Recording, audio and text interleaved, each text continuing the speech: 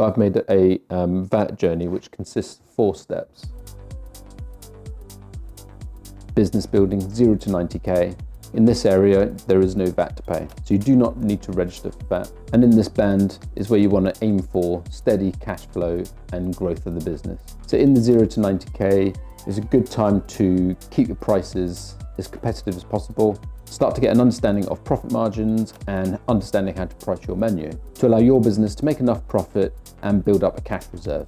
And this cash reserve can be used for replacing or purchasing equipment later on.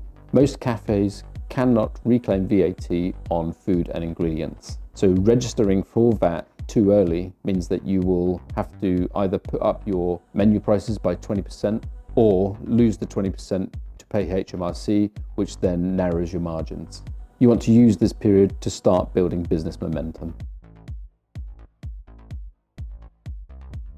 Next is approaching VAT, which is 85k to 90k. Now you have to remember that the VAT threshold is a rolling 12-month period. So when your sales turnover starts to approach £7,000 a month steadily, then that's a good time to start monitoring it on a month-to-month basis.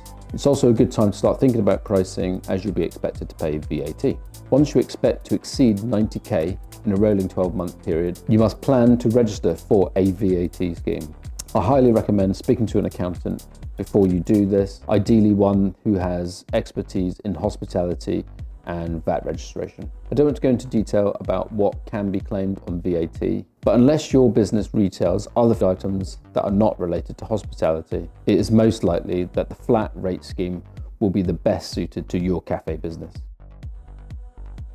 Registering your business for the flat rate scheme, 90 to 150k. So you can register for VAT and join the flat rate scheme at the same time. You do not need to register for standard VAT and then apply for the flat rate scheme after. Typical flat rate scheme in hospitality is 12.5% of sales turnover as of 16th of January 2026. You cannot reclaim VAT on purchases. The benefits of being on the flat rate scheme, in my opinion, are simplified bookkeeping, as you only really have to let HMRC know your sales turnover. It's cheaper than the standard rate VAT of 20%. And if you've got a good predictable sales turnover, then you'll also have a predictable VAT bill. You can reclaim VAT on capital purchases over £2,000, and that can be one item or multiple items on the same invoice.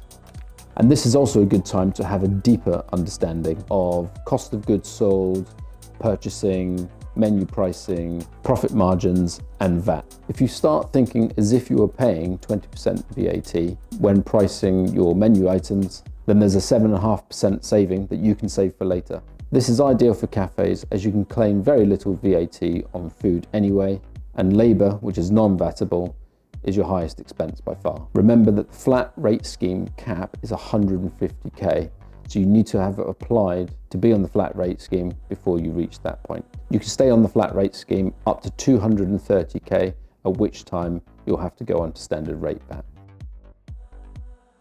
Transition to standard VAT, 230k. Last bit, okay. At 230k, you must leave the flat rate scheme. Again, this is a rolling 12-month period. This means that standard rate VAT rules will apply.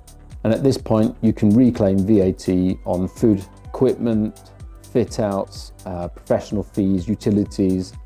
So your invoicing and your sales will have to be treated differently, because you'll have the ability to reclaim VAT on purchases, but VAT won't apply to every single thing you sell. Lastly, avoid paying VAT as long as legally possible. Use the flat rate scheme to cushion the jump to 20%. Try and stay in the flat rate scheme until your business can absorb the standard rate VAT. This approach protects your cash flow, keeps prices competitive, and avoids the VAT panic. I really hope this video helps and gives people a clearer understanding. This is commercial guidance. This is not formal tax advice. Always confirm rates and eligibility with an accountant, especially as HMRC's rules can change. And that's enough from that. So basically, I just want you to have a successful business. VAT can be a killer, but I think sometimes it's just knowing the game, knowing what the rules are in the game, and then playing by their rules and doing the best to make a living by playing to the rules, which is hard bloody work. What value are they adding apart from tax? Right, I'm going to sign off. Keep it real. Thanks for listening. Goodbye.